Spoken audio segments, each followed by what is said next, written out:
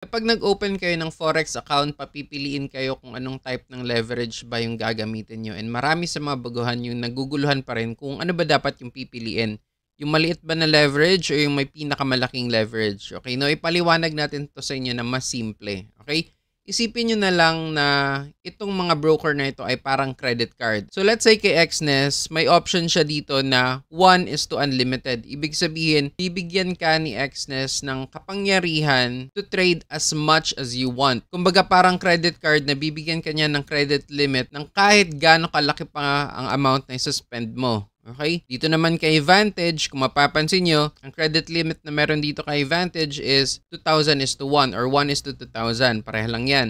So ipagpalagay na lang natin na kay Vantage, ang pinakamalaking may suspend mo is 2,000. Not in dollars yan ha, but in leverage. Ibig sabihin nito guys, binibigyan ka ng mga broker na ito no, ng different opportunities para mag-trade. Kung gaano kadami yung pwede mong i-open na trades, kung gaano kalaki yung pwede mong i-open na trades. Bibigyan ka niya ng chance to go unlimited kay Xness or bibigyan ka niya ng chance to go 2,000 leverage dito kay Vantage. Pero hindi ibig sabihin na dahil binigyan ka ni Xness ng unlimited credit limit, gagamitin mo na lahat ng credit limit na yon. Ganon din kay Vantage. Hindi ibig sabihin na binigyan ka niya ng 2,000 credit limit, gagamitin mo na yung lahat ng credit limit na yon. Padaliin pa natin yung kwento.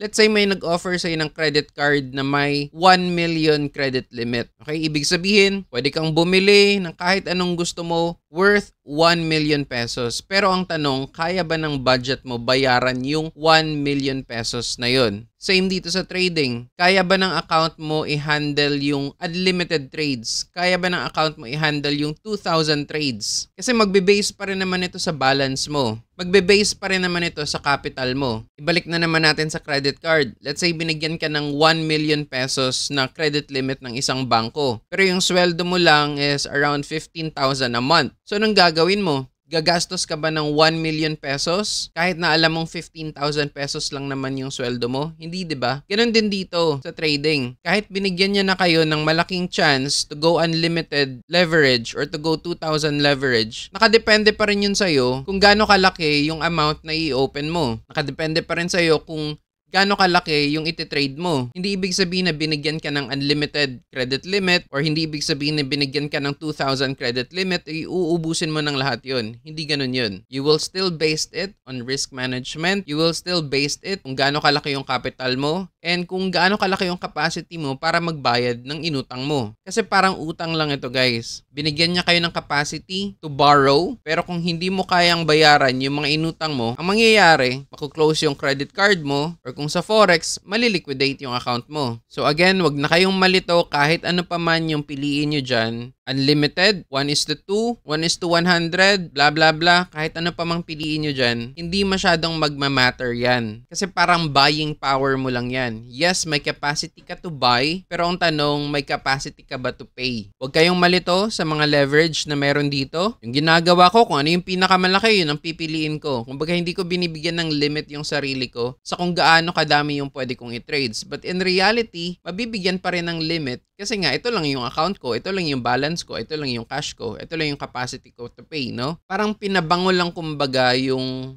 idea na ganito kadami yung trades na pwede mong i-open. Pero in reality, magbe-base pa rin sa account mo, magbe-base pa rin sa pera mo, and yeah, ganun, no? So, I hope na naintindihan ng lahat kung ano yung ibig sabihin nitong leverage natin dito sa Forex, no? Only trade an amount that you're willing to lose. Huwag kayong mag-overtrade kasi ang mangyayari kung hindi mo mababayaran yung mga inutang mo, tulad sa credit card, makuklose yung account mo, makakasuhan ka, no? Well, dito sa Forex, maliliquidate yung account mo or masusunog yung account mo. So, ganun yan, no? I hope na malinaw ito sa lahat.